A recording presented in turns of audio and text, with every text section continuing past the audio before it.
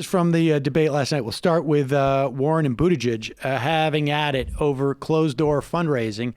And I think like the net of this is a negative for Buttigieg, in part because in the broader context of the evening, it was just one more instance where people were signaling that they don't like Pete Buttigieg on the stage. And I think that gets communicated to people.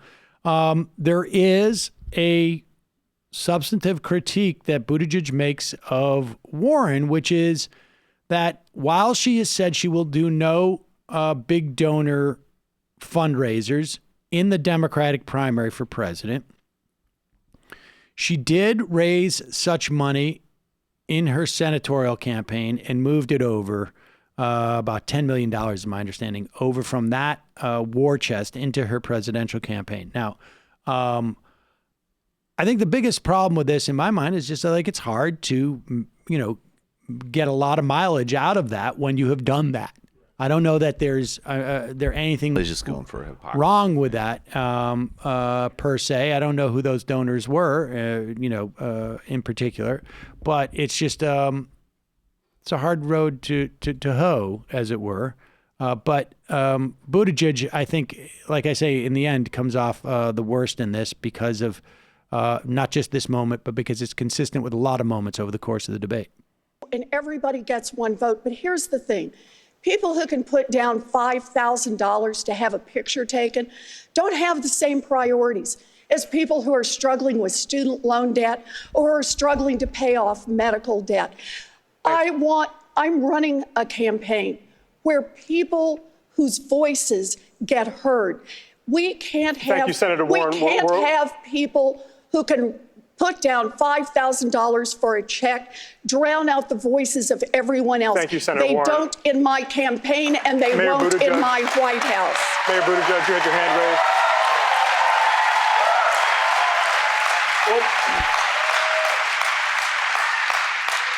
Can't help but feel that might have been directed at me.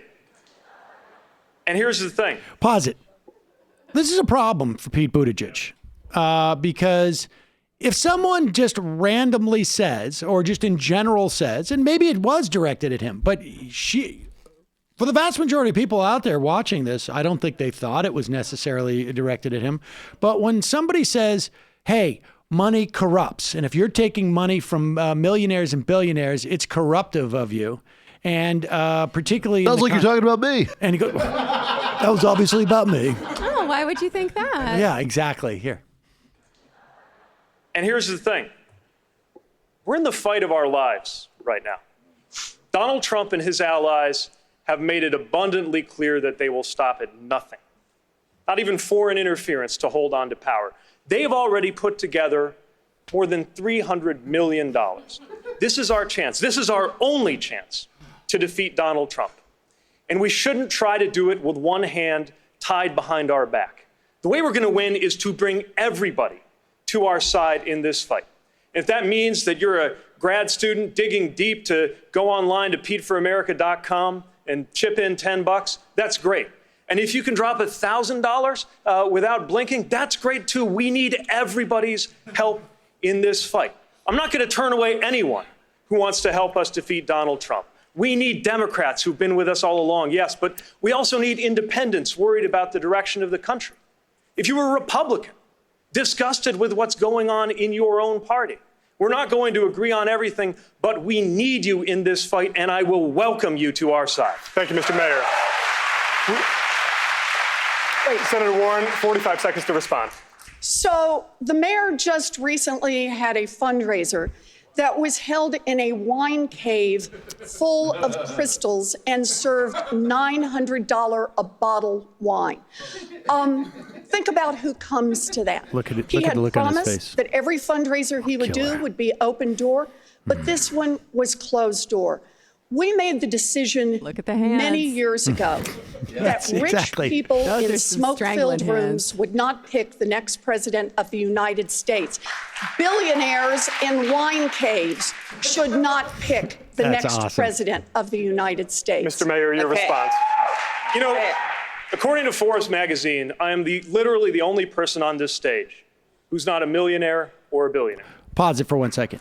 Now, we should also add that he is on stage with at least half the people who are twice his age. And if there is any doubt that this guy is going to be a millionaire in 10, 20 years, or, then I would eat my hat. Bullshit. I was eating compost when I was your age, young man. It's true, actually. Yeah, well, also, he was arguing a second ago that we shouldn't give free college to the children of billionaires. And now he's saying that he is the class background of his current net worth and not that of his parents. So, which is it, Pete? Right. That's a good point.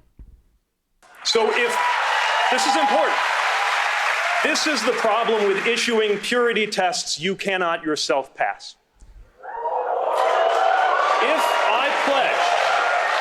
If I pledge never to be in the company of a progressive Democratic donor, I couldn't be up here. Senator, your net worth is 100 times mine. Now, supposing that you went home feeling the holiday spirit, I know this isn't likely, but stay with me, and decided to go on to PeteForAmerica.com and give the maximum allowable by law, $2,800. Would that pollute my campaign because it came from a wealthy person? No, I would be glad to have that support. Pause it one more second. The issue isn't that people went online and donated $2,800. I don't think anybody would really take much of an issue with that. The issue is that they're in a wine cave, that you're actually literally selling them access.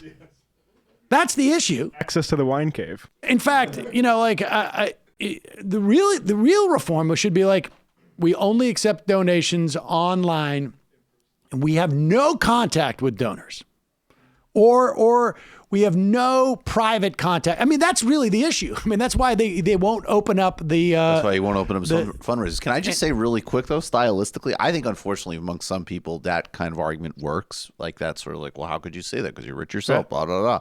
So that's a decent direction tactically for him to go in, of which he totally spoils by just that dickish digression. Yeah, he can't. I have no idea why he would do. Yeah, say that thing about you not gonna have holiday spirit. It's weird. I think it's actually a maturity thing. Yeah, it's total. Well, I think part of it is also that there's probably in there. When they sit down with the Facebook people that advise his campaign, they probably also say oh, you also got to show you're tough, and that you can dish it out in the way that you can take it.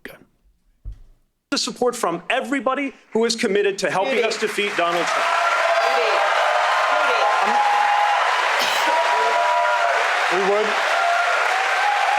We would like to bring in everyone, but obviously, Senator Warren, I'd like to give you a chance to respond. I do not sell access to my time. I don't do call time with millionaires and billionaires. Sorry, as of when, Senator? I don't meet behind closed doors with big dollar donors. And look, I've taken one that ought to be an easy step for everyone here. I've said to anyone who wants to donate to me, if you want to donate to me, that's fine. But don't come around later expecting to be named ambassador, because that's what goes on in these high dollar fundraisers.